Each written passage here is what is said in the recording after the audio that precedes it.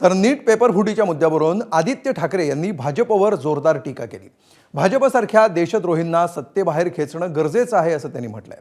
तर केंद्रीय शिक्षण मंत्री धर्मेंद्र प्रधान यांच्या राजीनाम्याची मागणी पुन्हा करत आता प्रधानांचा राजीनामा मग प्रधानमंत्र्यांचा अशी टीकाही त्यांनी केली। आपण कुठच्याही भाषा बोलत असू, आपण कुठेही राहत असू, आपण कुठेही शिकत असू, कदाचित तुम्ही आणि मी कधी एकमत होईल, कधी एकमत होणार नाही, आपण वेगळे वेगळे विचारधारेचे असू शकू, पण आपण सगळे या देशासाठी एकत्र आलोच पाहिजे आणि हाच विचार केला पाहिजे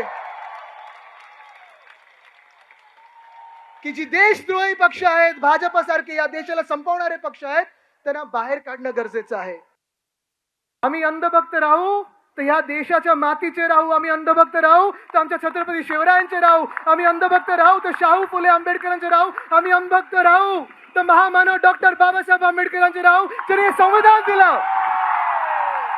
पण भाजप समोर वाकणार नाही, झुकणार नाही, कापला तरी चालेल आम्हाला, पण आम्ही भाजपचे गुलाम होणार नाही।